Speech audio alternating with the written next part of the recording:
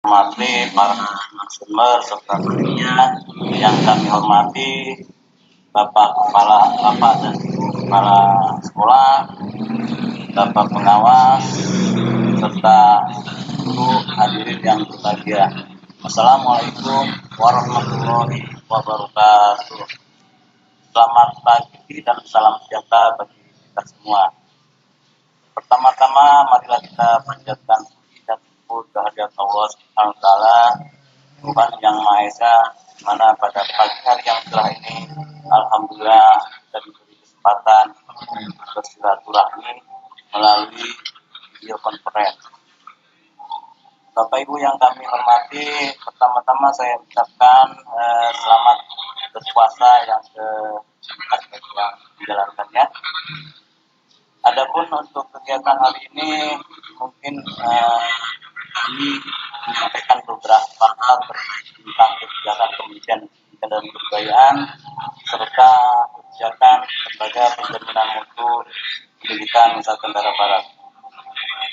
Bapak Ibu yang kami hormati, ada beberapa hal yang perlu kami sampaikan. Yang pertama terkait tentang kebijakan Kemdikbud Merdeka Belajar sesuai dengan Surat Edaran Nomor 1 Tahun 2020 terkait beberapa kebijakan yang perlu kami informasikan, walaupun ini sudah Bapak Ibu mengetahui, tetapi kami akan menyampaikan sekilas terkait tentang Merdeka Belajar. Merdeka Belajar ini dibagi ada 4 episode. Yang pertama terkait USPN, UN, RPP, dan PBB. Episode kedua terkait Merdeka Kampus, yang ketiga terkait dana BOS. Sedangkan yang keempat adalah organisasi penggerak. Terkait tentang yang pertama USPN mungkin sudah Bapak Ibu lewati, adalah diselenggarakannya oleh sekolah yang dulu dari nasional sekarang dilakukan oleh sekolah dengan melalui kompetensi siswa dalam bentuk tes tertulis atau bentuk penilaian yang lebih komprehensif seperti portofolio dan penugasan. Ini adalah pengganti USPN, di mana nantinya guru lebih merdeka menilai hasil belajar. Yang berikutnya terkait ujian nasional yang memang tadinya tahun ini dilaksanakan, tetapi dengan pandemi ini sehingga dibatalkan. Dan untuk yang lainnya tahun 2021 akan diganti dengan asesmen kompetensi minimum dan survei karakter, di mana penilaian ini ada 3 aspek. Yang pertama literasi, numerasi, dan karakter. Tentunya literasi ini untuk mengukur kemampuan penalar tentang penggunaan bahasa. Yang kedua, numerasi itu kemampuan penalar tentang matematika, dan yang ketiga karakter, yang intinya menjadikan siswa berakhlak mulia. Nah, ini menjadi pilar inti guru untuk pengganti nanti di 2021. Berikutnya tentang rencana pelaksanaan pembelajaran atau RPP sesuai dengan Surat Edaran Nomor 14 Tahun 2019. RPP ini adalah penyederhanaan RPP yang sebelumnya. Penyederhanaan ini dibuat oleh guru bebas dan membuat, menggunakan dan mengembangkan format RPP. Tapi di sini ada 3 komponen inti, yaitu tujuan pembelajaran, kegiatan pembelajaran, dan asesmen, di mana komponen ini mengefisienkan dan mengefektifkan banyak waktu mengevaluasi proses belajar mengajar bagi guru. Yang berikutnya terkait tentang penerimaan peserta baru asesmen donasi Permendikbud Nomor 44 Tahun 2019 dan mengacu pada SK Nomor 4 Tahun 2020 terkait pandemi ini. Yang tahun ini PPDB ini lebih fleksibel, di mana PPDB ini bertujuan untuk mengakomodasi ketimpangan akses dan kualitas di berbagai daerah. Di sini yang perubahannya dari tahun kemarin dengan sekarang adalah jalur donasi yang dulu 80 sekarang minimal jadi 50%, dan jalur afirmasi ada minimal 15%, dapat pindahan maksimum 50%, serta prestasi yang dulunya Mas Diki sekarang sisanya dari 0 sampai 30%. Untuk PPDB ini sudah disosialisasikan kepada dinas pemerintah, dinas provinsi, dan yang diharapkan dinas-dinas membuat teknis dan dengan prinsip non-diskriminasi, objektif, transparan, akuntabel, dan berkeadilan. Di mana PPDB ini mudah-mudahan Bapak Kepala Sekolah sudah mensosialisasikan kepada orang tua yang memiliki anaknya di kelas akhir sehingga memahami terkait PPDB ini. PPDB ini memang diharapkan dilaksanakan secara daring di saat ini. Akan tetapi jika tidak bisa dilakukan secara daring atau luring dan mungkin konvensional bisa dilakukan di sekolah dengan catatan sesuai dengan protokol kesehatan. Jadi tidak nantinya mengakibatkan kerumunan atau berkelompok di sekolah. Dan tapi diatur sedemikian atau waktunya yang diatur. Kemudian terkait tentang dana BOS, ini dana BOS dulunya memang tidak diatur terkait tentang pandemi. Sekarang untuk Permendikbud nomor 19 ini ada perubahan teknis yang signifikan, terutama penyalurannya dari mulai kementerian langsung ke sekolah. Dalam penggunaan lebih fleksibel, terutama untuk pembayaran gaji honorer dan pembelian buku dan semua kegiatan-kegiatan operasional terkait di dalamnya dalam rangka memutus rantai penyebaran COVID-19, kemudian kesehatan di sekolah, dan juga bisa dimanfaatkan atau diberikan untuk pemanfaatan proses belajar mengajar bagi guru dalam rangka pemberian kuota dan sebagainya. Tentunya ini harus mengacu kepada skala prioritas sekolah. Bapak Ibu yang kami hormati, berikut lagi tentang kebijakan tentang sekolah penggerak. Sekolah penggerak ini memang kebijakan yang dari kementerian bahwa nantinya sekolah bergerak ini bisa sebagai contoh atau model atau tempat pelatihan para guru-guru atau sekolah-sekolah lain yang ada di wilayahnya. Yang di dalamnya sekolah penggerak ada 4 komponen. Yang pertama guru, yang pertama ada kepala sekolah, guru, komunitas, dan siswa. Untuk kepala sekolah ini nantinya memahami pembelajaran siswa dan mampu mengembangkan kemampuan guru dalam mengajar. Ini sebagai kepala sekolah harus mampu sebagai instructional leader. Jadi, bagaimana guru bisa atau mampu dalam belajar mengajar. Dan untuk guru diharapkan berpihak pada anak dalam mengajar sesuai tingkat kemampuan siswa atau the right level. Jadi guru bagaimana mengajar kepada anak yang tentunya beda-beda levelnya. Jadi pendekatan personal di sini banyak. Yang berikutnya tentang komunitas.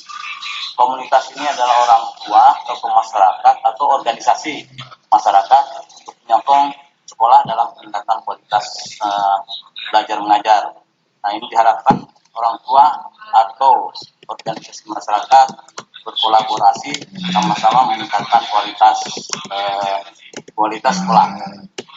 Poin yang keempat adalah siswa. Nah, diharapkan siswa nanti memiliki atau mempunyai berakhlak mulia, mandiri, bernilai kritis dan sebagainya.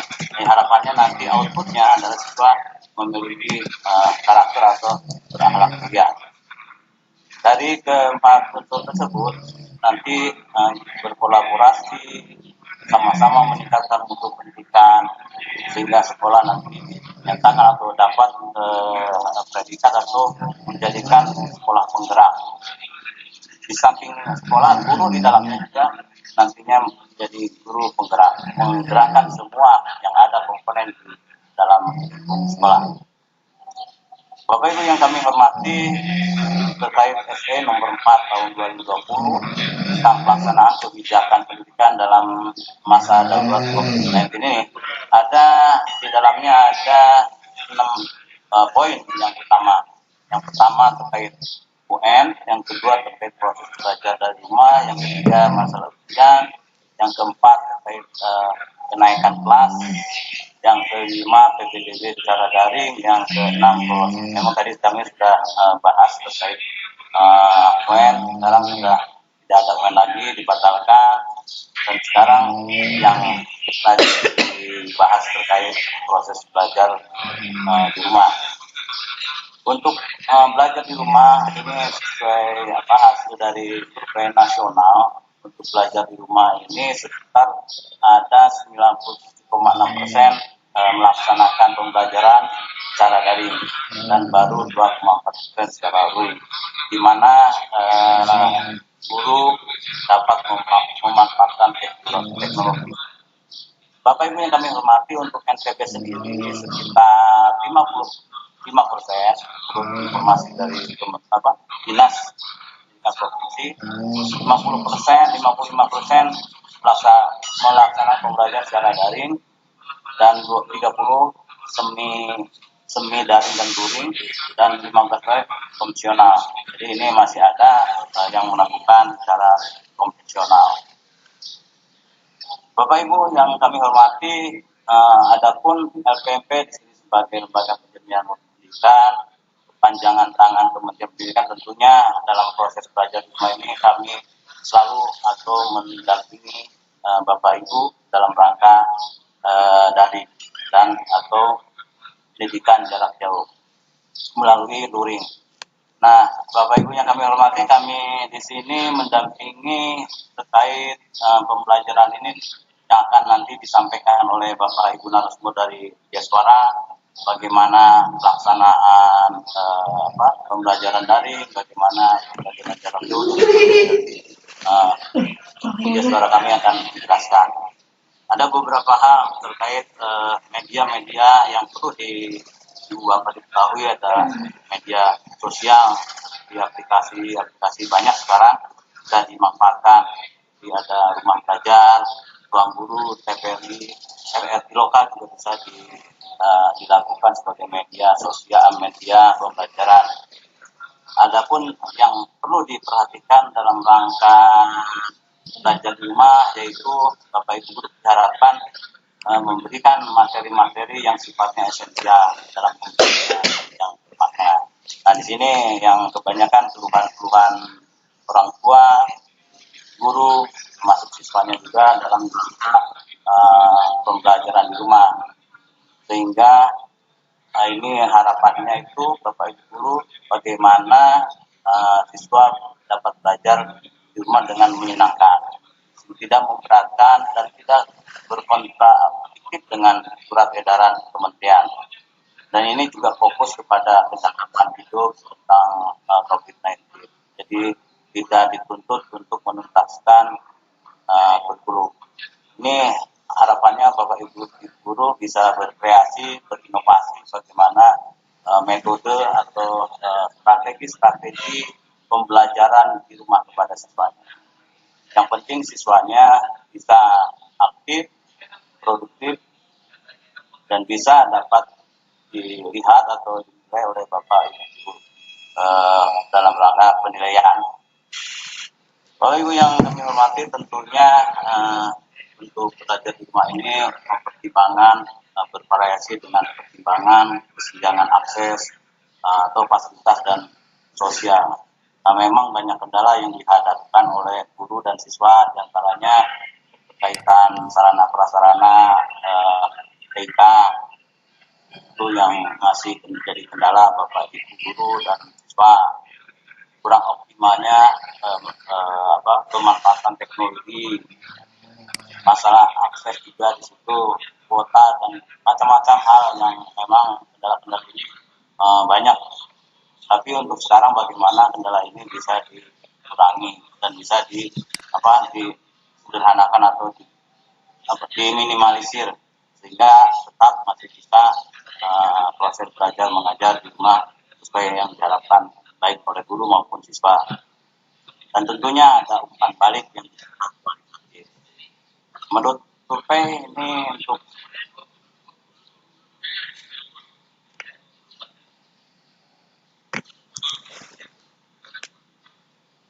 tetapi karena situasi dan kondisi ini belum berakhir, mungkin nggak tahu sampai kapan berakhirnya, sehingga masih diperlukan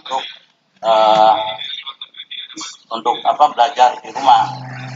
Nanti pemerintah masih melihat tren bagaimana perkembangan pandemi ini.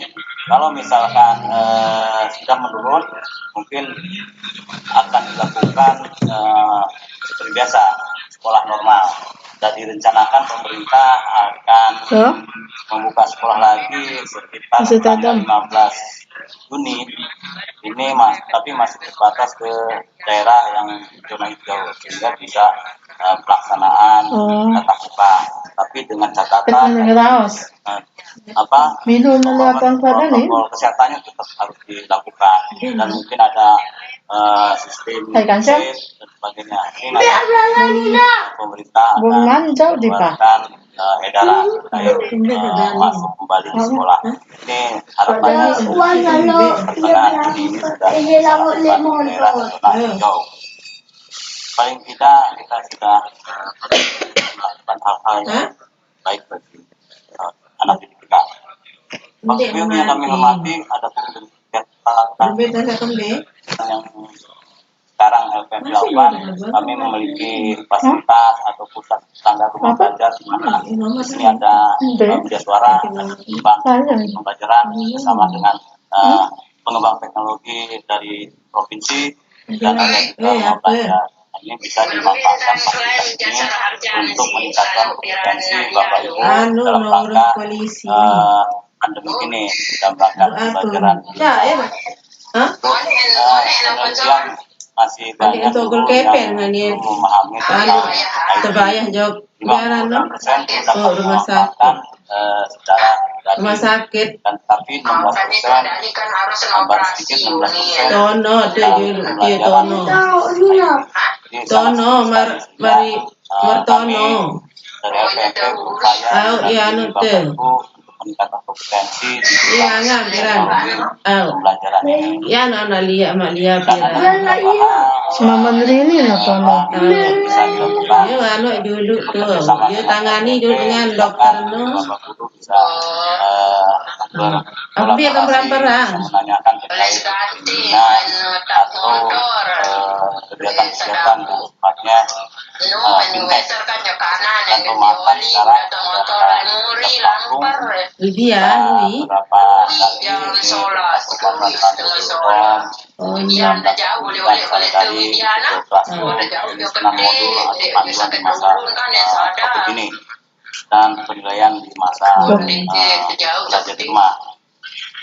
Untuk masukan mungkin hal terkait panduan dan modul, memang aku barang dia anu atau operasi ini lagi borong yang namanya kurikulum masa ini diharapkan dan Bapak Ibu yang kreatif bagaimana menyusun atau membuat panduan masa ini. Bapak Ibu yang kami hormati, tadi terkait tentang kebijakan Merdeka Belajar, tapi kami akan ada namanya